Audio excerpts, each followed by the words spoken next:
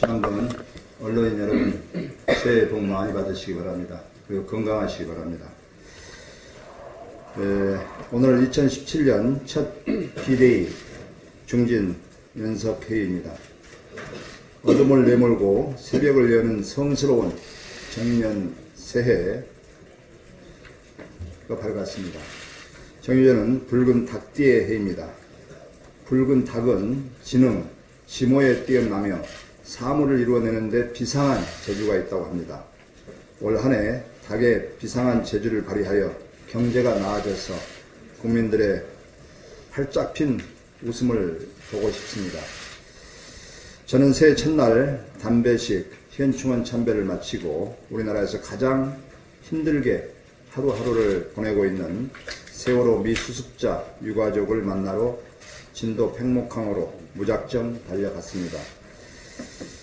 정부가 세월호 인양을 수차례 약속해놓고 아직도 이행하지 못하고 있는 상황에서 애타는 세월호 유가족들에게 다시 한번 심심한 위로와 격려의 말씀을 드리면서 우리 국민의당 금년 소외된 국민들의 눈물을 닦아주는 정당이 되겠다고 다짐하겠습니다.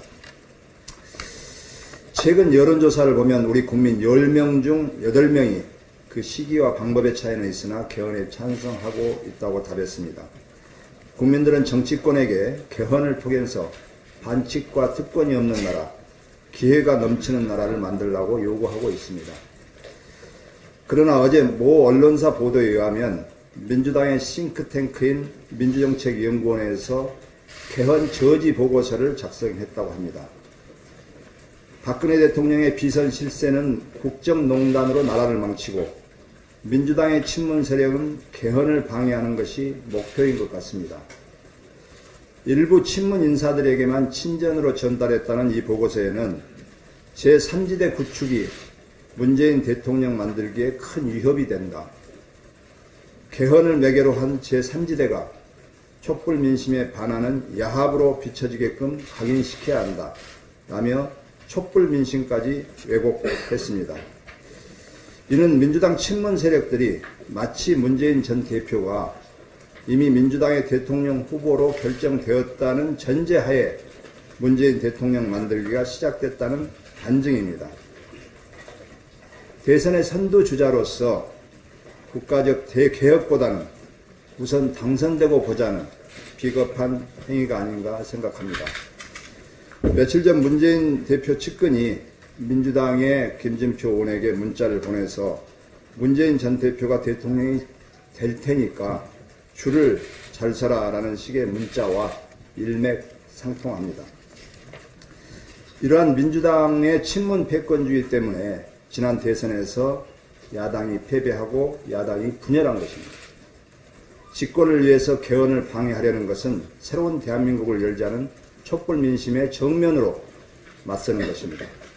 개헌을 반대하려거든 정정당당한 방법과 논리로 국민을 설득해야 한다는 것을 친문, 호원 세력에게 엄중하게 경고합니다. 오늘 아침에 더불어민주당의 모 의원이 저에게 문자 메시지를 보내왔습니다. 아마 제가 오늘 첫 공개 회의를 한다고 하면서 보내온 거 아닌가 이렇게 생각이 됩니다. 문자 메시지 내용을 공개하면 이번 문건을 계기로 드러난 것이 민주당의 전체 최고위원, 주요 당직자, 시도당 위원장 중 친문 아닌 사람이 한 명도 없는 민주당의 민낯이 그리고 그동안 박근혜 최순실 게이트로 가려졌던 민주당의 문재인 사당이라는 민낯이 추미애 대표가 문재인의 아바타라는 사실이 이번 문건을 계기로 드러났다. 이건 저한테 문자 메시지를 보내온 것이 아마 그분의 성함은 말씀드릴 수 없으나 민주당의 내부를 잘 말해주고 있는 그런 것 아니겠는가 이렇게 생각합니다. 참고하시기 바랍니다. 닭띠 해가 밝았지만 국민들 밥상에는 계란이 사라졌습니다. 계란값이 돼지고기 값을 뛰어넘었다고 합니다. AI로 살처분된 닭, 오리 등 가금류가 3천만 마리에 육박했기 때문입니다. 지난달 16일부터 시작된 AI를 아직도 수습하지 못하고 있으니 답답할 뿐입니다. 더욱 한심한 것은 정부가 AI 발생 원인을 철새로만 추정을 하고 있다는 것입니다.